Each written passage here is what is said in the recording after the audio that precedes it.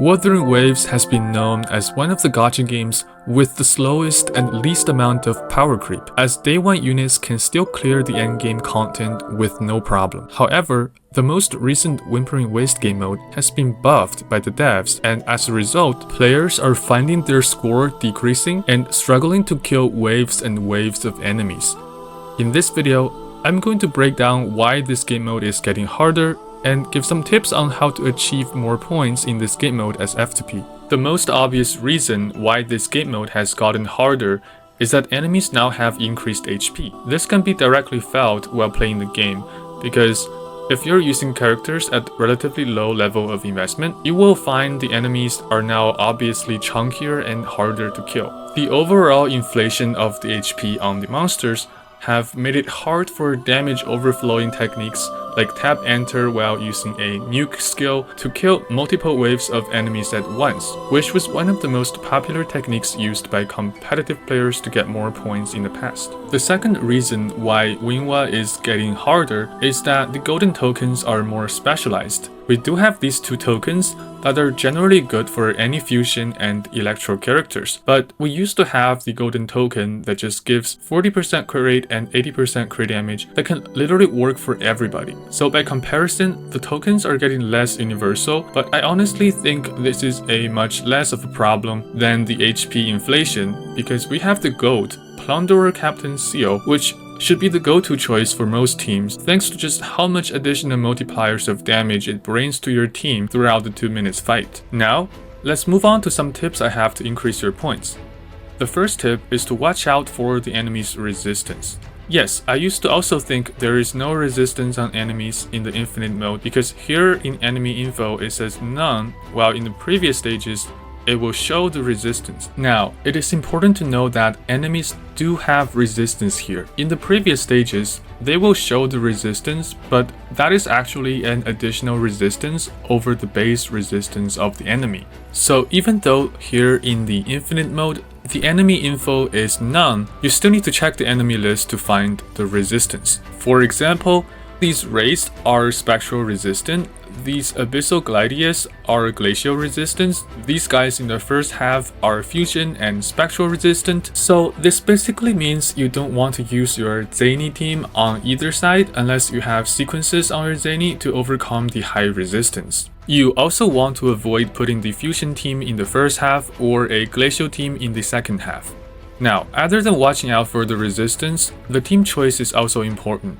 Double or triple DPS teams like the Frolova, Cantorella team, or the Brand Lupa Chanli teams are the best choice, but what if you don't have them? Some other good choices are Camellia on the first half and Carthea on the second half. Here I have two FTP teams with Camellia and Carthea being S0R1 and Shorekeeper and Chacona being S0R0. So each team has 3 5 stars, counting the weapon. Unfortunately for newer FTP players, you might not have enough characters, or your characters are being limited by the resistance. So I'd say don't stress about this game mode and just try getting as many points as you can for now using the best DPS you have available. And now I'm going to give more tips on the gameplay and builds.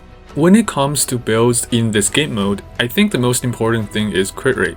I try to get as much crit rate as I can on my Camellia, for example, because it helps ensure that all enemies can be killed at the same time for the next wave to spawn in. This is very important and may get you higher scores even though your damage per screenshot might be lower than using a crit damage forecast here on Camellia. Wave killing is a key point in getting higher points in this mode. What matters most is how fast you kill off each wave completely, and if you don't crit on even just one enemy out of a whole bunch, it's gonna make you spend more time finishing it off before the next wave could spawn in. Obviously, if you manage to crit all the time on your big hits on every single enemy spawning with the lower crit rate, you can ignore my advice, but I find it hard to crit on every enemy every time in a 2-minute fight, and using a crit forecast is definitely getting me higher scores. And then when it comes to builds on the sub DPSs, it's highly recommended to get them to do as much damage as possible as well. Here in the second half, my score is kinda low, and it's probably because my Chacona is poorly built. Having better built sub DPSs can help you finish more waves and get a better score,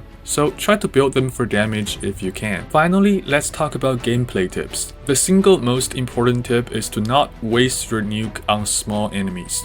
Try saving them for the next wave and finish the current wave with your character's basic attacks if there are not much enemy left. This will prevent the damage from being wasted and help you clear more waves. Second tip is better grouping and positioning yourself to hit all the enemies. And take care of enemies who stray away as fast as possible because they will really set back your score. This takes skill but also luck, as enemies may choose to act differently every time, but having a grouper like Chakona, Rosia, or Frolova will be really helpful in most cases, and especially when your main DPS is not a big AoE attacker. And the final combat tip is actually to make an effort to dodge better. Getting staggered or interrupted can really set back your score in this mode, but I get it.